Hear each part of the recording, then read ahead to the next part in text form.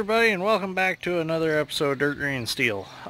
So you may have heard me mention the trommel in some of my videos. Like the other night, I was making the hydraulic manifolds to run the trommel. I've been talking about the conveyor that I made to take the pea gravel away from the trommel, and you've just heard me talk about it several times.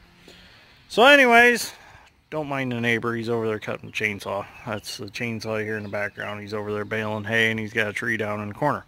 But anyways, getting back to the trommel here. I built this trommel about 7 years ago. It produces sand with this screen. Wash sand comes out of here. I can make pea gravel with this screen. And then I can make number 8 just river rock with this screen. And then anything over the size of that screen comes out the end. And I've got grizzly bars. The feeder hopper goes up here at the end, and on top of the feeder hopper there are grizzly bars that only allow 6-inch and smaller material through. Anything larger than 6 inches rolls off of the grizzly bars. There's a trough that goes from the mouth of the trommel to the feeder hopper. It sits up here. There'll be a hill of dirt that the feeder hopper sits on, and then I sit up there with an excavator and I load the feeder hopper. So what I done was I took a 1,000 gallon anhydrous tank. It was an anhydrous tank, or many people know them as 1,000 gallon propane tanks. I cut it in sections. I spread them out 4 foot apart. I fastened all those sections together with big angle iron. I put 4 all the way around. But first what I done was I took these angle iron, laid them flat on the shop floor, and welded bars between them, and set all my round pieces of tank in those angle iron to hold them all straight with each other. Then, while I had them held straight, I took 2 of my angle iron, I put them on the inside and welded them up. When I was all done and I had 2 angle irons inside, I took them off the floor and I put the 2 that were on the floor inside the drum, creating the drum. Then what I done was I had this plased out at my steel supplier, JSI in Winnemac. They cut me this ring out. I welded this ring on the end of this drum, and then I started my axle down here. What I done for the axle was just square tubing. I took an Alice Chalmers corn planter and I cut it up for the square tubing. These gearboxes are the same as our irrigation systems here on the farm, but these are actually off of a T&L hydraulic drive irrigation system. Same gearboxes that move the irrigation pivot through the field turn the drum on my trommel. So basically there's a hydraulic motor on the end of this box, and from this box it drives through, has a shaft, and connects to the slave side gearbox. So I hook all this up to I used to have a small Kubota diesel engine with a T&L hydraulic pump on it, but now I changed to a DT414 International with a 4-inch Berkeley pump on the back to supply water to the trommel, and it's got the T&L hydraulic pump on it to run the trommel. So I got all the axle done and everything for it. I came down here and I made the end wheels for it.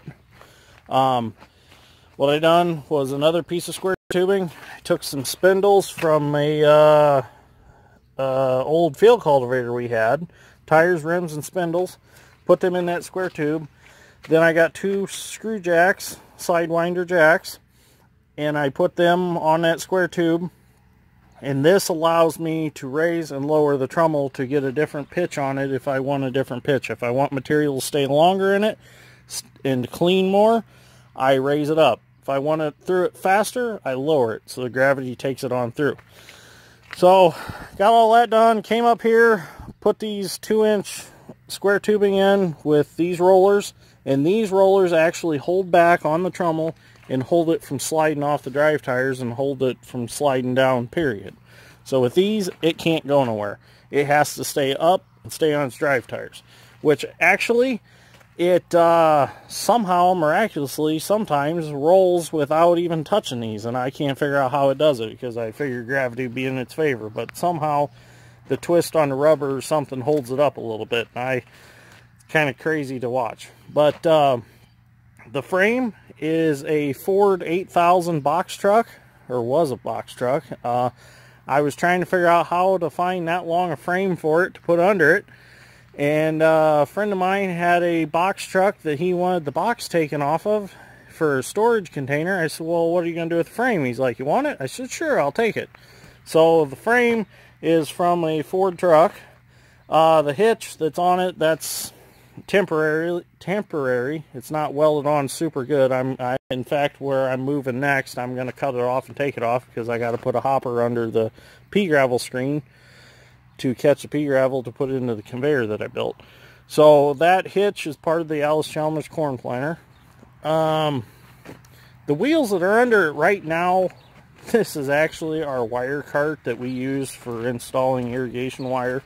I just sat it on there to roll it around the shop, because for the first time in all these years that I build it, I'm going to bring it back in the shop. It hasn't been back in the shop since, and we're going to paint it all before we move it to its new location.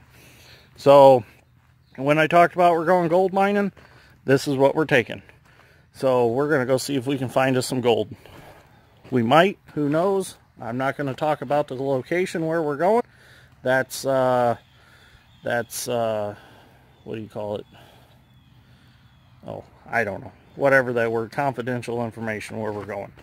So we're going to get this set up pretty soon, and we're going to get back washing stone. I've got a lot of orders for pea gravel and river rock and play sand. So I'm going to get it all set back up, and I'm going to run some stone with it. Just for the hell of it, I actually built a sluice box. It has a sluice box that goes under it. There's a hopper that catches the water and the sand out of the sand screen right here. Comes out of this screen, falls down into, it's actually an old gravity box wagon that I shortened up and put a piece of 15-inch tile in the slide door so that I can adapt it down to tile. It'll come out of that gravity box wagon, and it will dump into the sluice box. Sluice box is 16 foot long, 30 inches wide with 6-inch tall sides. It'll run down there, and then it's going to run into a big trough and out into my settling pond, where I dip off the sand after everything's drained out of it. And the water will continue to return on around back to my pond where I pump out of. So pretty excited to get it set up, or get it painted, get it set up. I've got the feed hopper at my house right now. I'm putting a new slide gate in the back to control the flow of soil that comes out of it, so that it's not overfilling the trommel. This year I've doubled down on everything. I completely redone all my hydraulic controls for this. I've got 4 flow control valves. One control valve controls the trommel, one control valve controls the feeder box, and I've got a priority valve to put between the feeder box and the trommel. Because the trouble I was having is the trommel spins so easy when the box starts pulling hard, because the conveyor belt in the bottom starts pulling hard. It takes oil, or it sends the easier oil to the trommel and makes it spin faster. The path of least resistance is what I'm trying to say. So with that priority valve, it should force more oil to the box when it needs it, and still keep the trommel running at a certain speed. That's kind of the idea. Or there's another valve that I'm going to try. I'm not a complete hydraulics expert, but a lot of the trouble I was having was because I had to de-stroke the T&L hydraulic pump so much to get that little 20 horse Kubota to run it, that I lost a lot of my flow and pressure. So now with the 150 horse International motor, I'll be able to re-stroke that pump, and I will have plenty of oil flow to run both. Actually, I'm going to try to run 4 orbital motors off of that, which my friend Bobby said that shouldn't be a problem. He's a T&L technician, He knows this stuff inside and out, and he's been helping me behind the scenes figure out all the valving and stuff, because a lot of the valving that I use is the same stuff that the T&L irrigation uses. And I've got a lot of my stuff through the surplus center out in Nebraska. They're awesome. They've got all kinds of fittings, all kinds of pre-made hoses, valves, whatever you need. So I've got the trommel to run. I've got the little conveyor that you see in my shop, and then I have baby trommel. Baby trommel, baby trommel is the one that's in my shop. The first trommel I ever made, and it's just a tiny one. Baby trommel is actually going to process the sand that comes out of the big trommel, because it's got fine stone in it, and baby trommel is going to try to get that fine stone out of it that's like fish tank stone. Kind of experiment I want to do just to see how small a stone I can actually collect.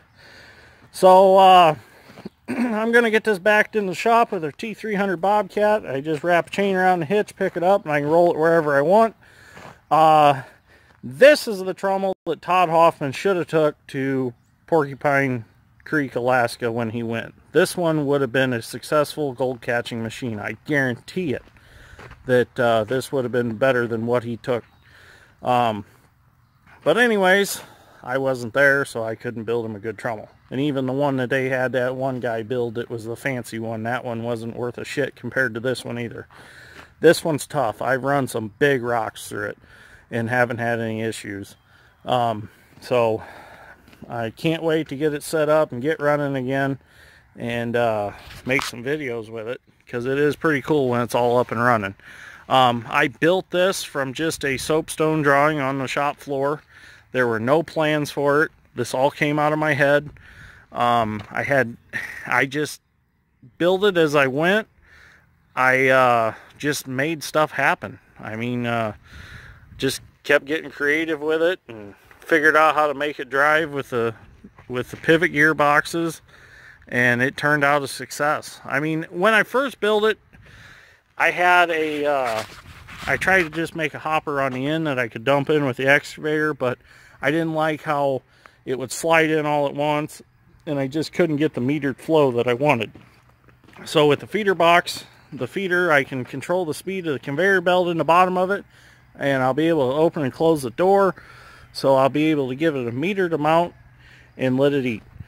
So anyways, if you like this episode of Dirt Grain Steel, give me a like and a sorry, can't talk tonight.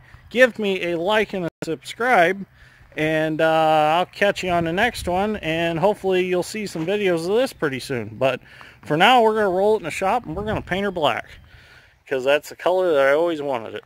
So thanks for watching. I greatly appreciate it.